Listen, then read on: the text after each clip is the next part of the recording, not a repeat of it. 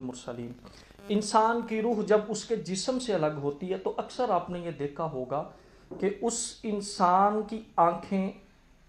آسمان کی طرف جم جاتی ہیں، یعنی ٹک ٹکی باندھ لیتی ہیں اس کی آنکھیں۔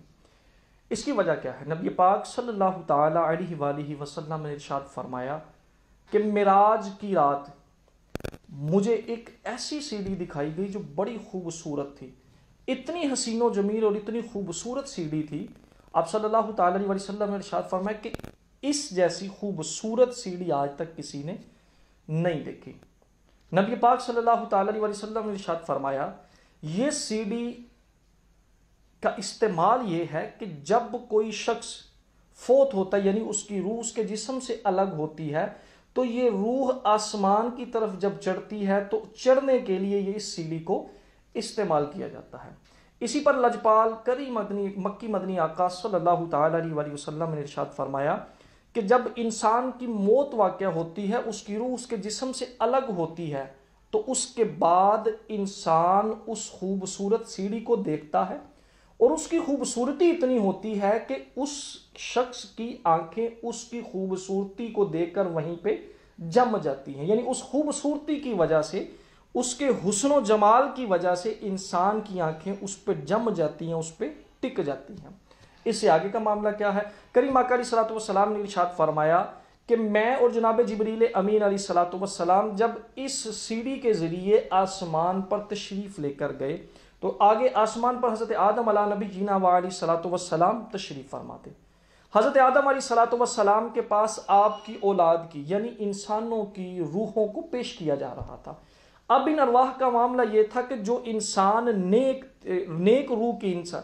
انسان کی روح تھی، اس روح کو جب حضرت آدم علیہ نبی جینا علیہ الصلوۃ والسلام کے پاس پیش کیا جاتا تو آپ علیہ الصلوۃ والسلام فرماتے اے اچھی روح، اچھی جان، تشریف لائیے اور اس روح کو علیین میں جگہ عطا فرمائیے۔ اور اس کے برعکس جب گناہ گار روح کو لایا جاتا تو آپ علیہ الصلوۃ والسلام فرماتے اے گندی روح، گندی جان، اس کو سجین میں قید کر دیا جائے۔ یعنی معاملہ یوں ہے، علیین سے مراد کریم آقا علیہ الصلوۃ والسلام کا فرمان ہے۔ علیین سے یہاں پہ مراد کیا ہے؟ اس کے روشنی میں کریم آقا علیہ الصلوۃ والسلام نے ارشاد فرمایا کہ انسان جو مسلمان نیک روح ہوتی ہے، اس کی روح کو جب جسم سے الگ کر دیا جاتا، پھر وہ اس کی ایک حقیقت یہ بھی ہے کہ وہ روح انسان کی ایک پرندے کی شکل اختیار کر لیتی ہے، اور وہ پرندہ اس روح کے ساتھ، یعنی وہ روح کی شکل اختیار کر کے وہ جنت میں